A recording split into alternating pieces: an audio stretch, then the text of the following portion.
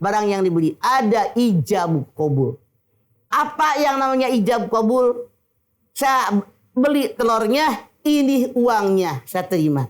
Kalau kita misalnya belanja di pertokoan langsung, nih barangnya, ini kwitansinya kita bayar, itu ijab kabul. Atau di online.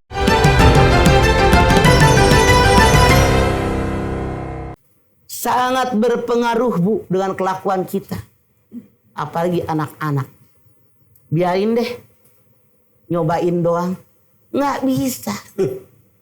Bu, suatu ketika Abu Bakar sama sahabat dikasih makanan. Barang ini makan, barang kayak Ipan tadi ngajakin saya. Barang ini makan. Abu Bakar berpikir sahabat makan.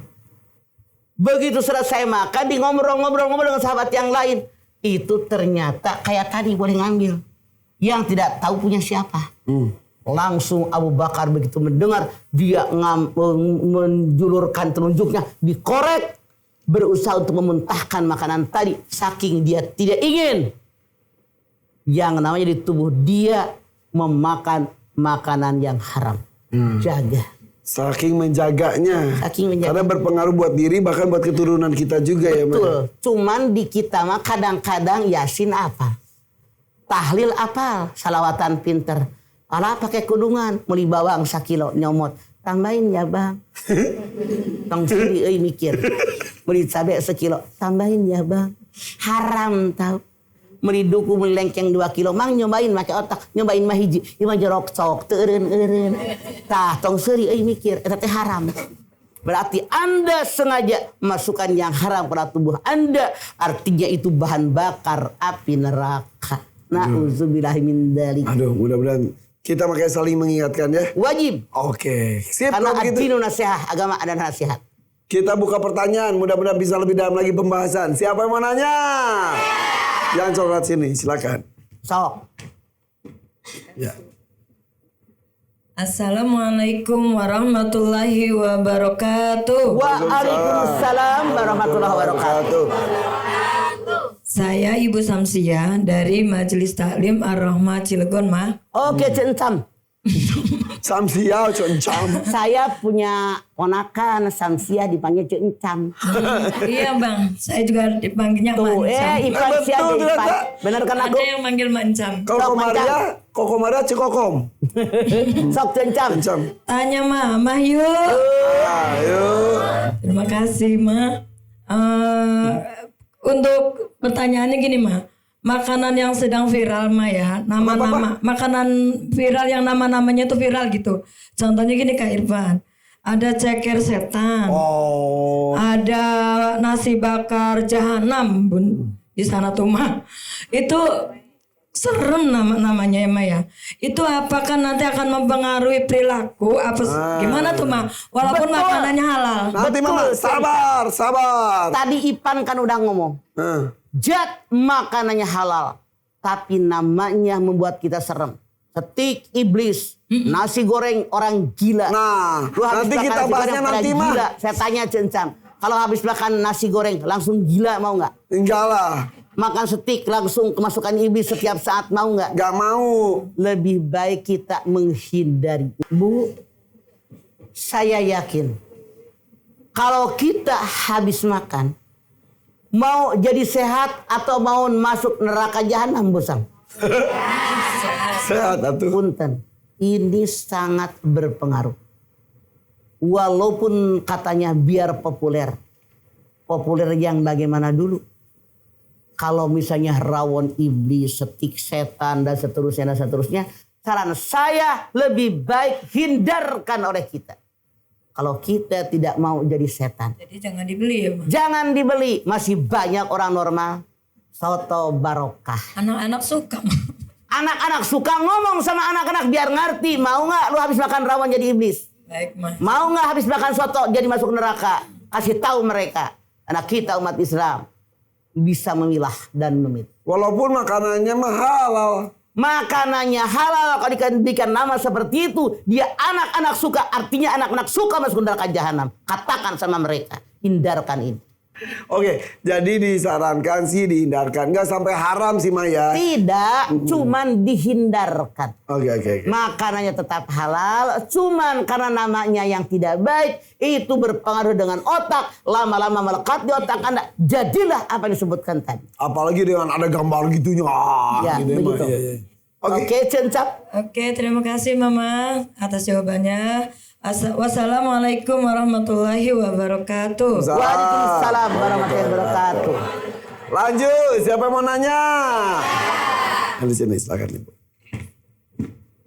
Mangga. Sudut banget ya Bu.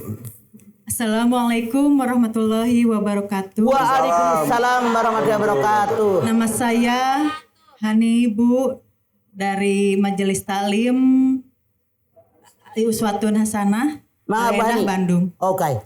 Gini mah, apakah setiap makanan atau barang yang kita beli harus ada ijab kabulnya mah? Soalnya saya Jual lupa mah. beli itu Hani dan semuanya ada rukun jual beli. Rukun sesuatu yang wajib ada dalam sebuah pekerjaan. Rukun jual beli ada 5. Ada penjual, ada pembeli. Barang yang dijual, barang yang dibeli, ada ijab kabul.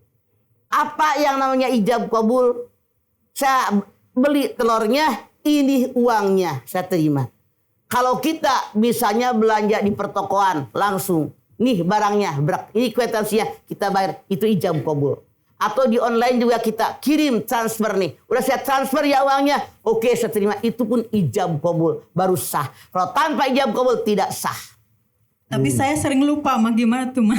Makanya biasakan. Kalau tidak ada ijab kabul tidak sah.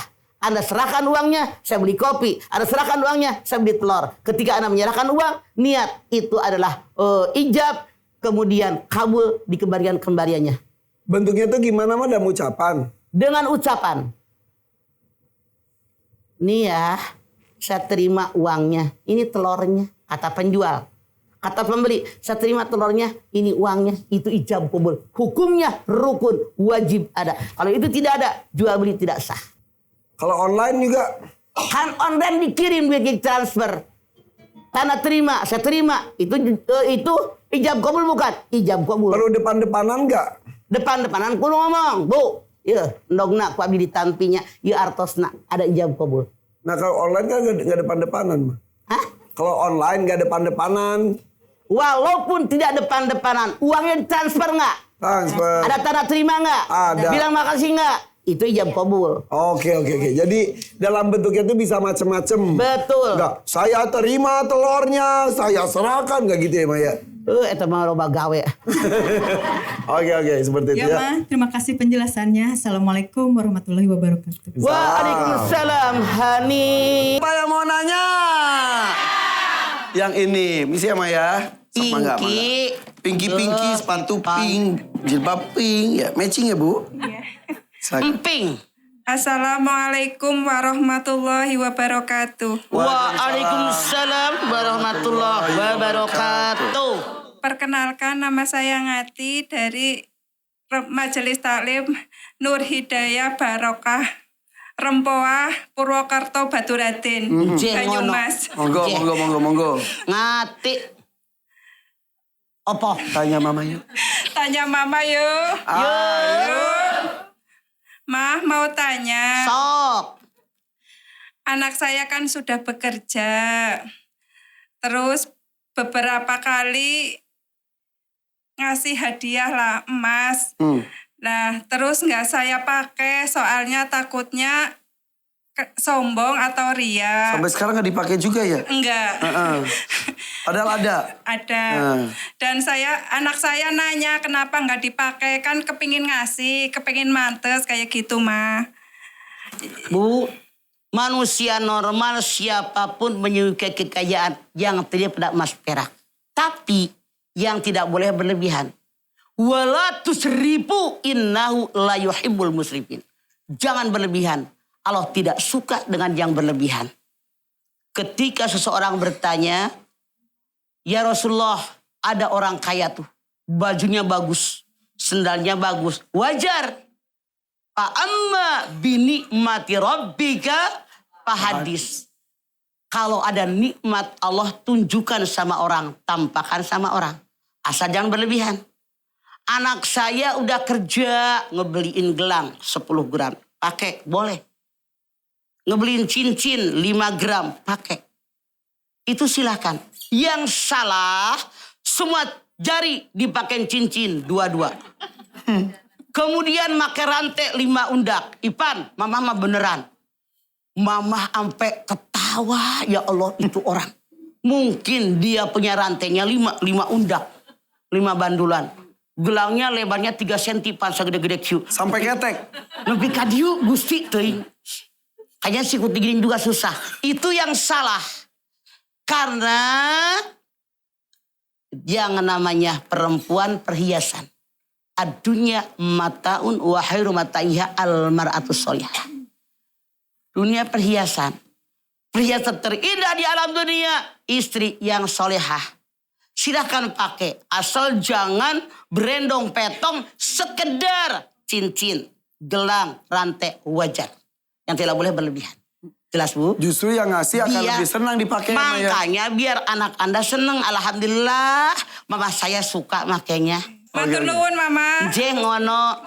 Matur nuwun. Assalamualaikum warahmatullahi wabarakatuh. Salam warahmatullahi wabarakatuh. Mungkin takutnya. Kalau orang Jawa hatur nuhun ngomong balikeunana naon Bu? Sami-sami. Bukan pakai bahasa Jawa. Sami-sami. Oh kayak orang Ciamis sama. Sami mohon. Sami. Oh ya. Oke, lanjut lagi. Siapa mau nanya? Yang ini yang kuning. Sok. Saya. Koneng. Ayo, Pantura. Assalamualaikum warahmatullahi wabarakatuh. Waalaikumsalam warahmatullahi wabarakatuh. Perkenalkan nama saya Nur Tati dari Oke. Majelis Taklim Rodatul Jannah, Lubuk Losari, Brebes, Jawa Tengah. Nur Tati. Tanya Mama yuk. Ayo, Nur Mas, Tati. saya mau tanya, Sok. bagaimana sikap seorang suami atau istri yang mempunyai anak sambung agar lebih bisa menyayangi anaknya dan tidak membedakan antara anak kandung dan anak sambung tanpa Tahu tanpa apa. Bagaimana perasaan? Ya gitulah ya. Ya mah. Iya. Kasih sayang kepada anak kandung dan anak sambung supaya tidak membedakan. Oke. Ketika seorang laki-laki perempuan sudah ijab kabul. 5 rukun nikah ada. Pengantin laki, pengantin perempuan. Wali pihak perempuan. 2 orang saksi adil, ijab kabul, maka mereka sah menikah. Saya yakin sebelum adanya pernikahan, calon suami sudah tahu situasi calon istri itu siapa. Calon istri pun wajib tahu siapa calon suami Anda. Perjakakah dia? Dudakah dia? Atau duda yang tuakah dia? Dan seterusnya. Bagaimana kondisinya? Kalau dia sudah rumah tangga, apa dia punya anak? Apa bercerai dengan istrinya? Atau bercerai dengan suaminya? Apa istrinya meninggal? Atau suaminya meninggal? Saya yakin seyakin-yakinnya teliti sebelum membeli. Jangan beli kucing dalam karung. Ketika orang ini sudah ijab kabul, dia siap mental dari sebelum adanya pernikahan. Diperhitungkan dalam-dalam. Saya menikah dengan laki-laki yang duda. Punya anak 2, 3 dan seterusnya. Kondisinya keadaannya. Maka ketika sudah ada ijab kabul. Si perempuan tadi mau tidak mau. Otomatis jadi ibu dari anak-anak suami yang dia nikahin. Resiko kawin sama duda yang sudah beranak. Maka dia berubah statusnya menjadi ibu tiri. Yang ibu tiri sama dengan ibu kandung kewajibannya. Cuman bedanya tidak mengandung dan melahirkan. Apa kewajibannya? 1. Dia wajib membesarkan anak tirinya. Sebagaimana membesarkan anak kandungnya. Dia wajib menggiring, mengarahkan anak tirinya. Sebagaimana dia menggiring, mengarahkan anak kandungnya. Dia wajib menyekolahkan, mendidik, mengajarkan ilmu yang dia tahu kepada anak tirinya. Sebagaimana dia mengarahkan kepada anak kandungnya. Dia wajib menyayangi, melindungi anak tirinya. Sebagaimana dia menyayangi anak kandungnya. Cuman opini di masyarakat.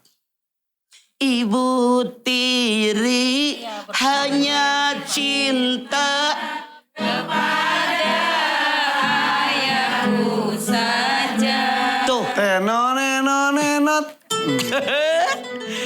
Cuman sama ayahnya. Banyak sekali sampai ada filmnya di kita. Sinetronnya. Ketika ada bapaknya, tuh anak disayang-sayang. Bapaknya pergi kerja, diketok tuh anak. Nggak dikasih makan, diomelin, suruh nyuci piring, suruh ngepel. Ini artinya sinetron yang ada, ini membayangkan. Ini kebanyakan ibu tiri. Bahkan tidak sedikit anak menderita gara-gara ibu tiri. Ini salah, Tuti. Yang benar, resiko ditanggung penumpang. Lu berani nikah sama duda yang beranak. Berani jadi ibu buat anak mereka. Ini yang benar dalam Islam. Oke, Tuti. Ya. Saya lihat tidak sedikit ibu kandung yang galak dengan anaknya. Ada ibu kandung yang sampai anaknya digetok sampai mati. Ada nggak? Banyak ibu tiri yang sayang sama anaknya seperti anak kandung dia. Dielus, dibesarkan sampai kuliah, sampai sarjana, sampai dinikahkan. Jadi opini di masyarakat salah. Karena saya melihat langsung banyak ibu tiri yang baik, banyak ibu kandung yang jahat. Kembali kepada individu orang yang bersangkutan. Oke, Nurtini Tati. Iya, Ma. Cukup ya? Cukup. Terima kasih. Assalamualaikum warahmatullahi wabarakatuh. Waalaikumsalam. Warahmatullahi wabarakatuh. Tapi memang kenyataannya ibu tiri yang jahat ada, tapi ibu tiri yang baik juga banyak. Makanya sekali lagi Pan, tidak semua ibu tiri jahat. Ya.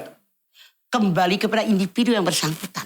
Ya. Beda. Oke, lanjut lagi mah. Sok. Satu penanya lagi nih kayaknya nih. So-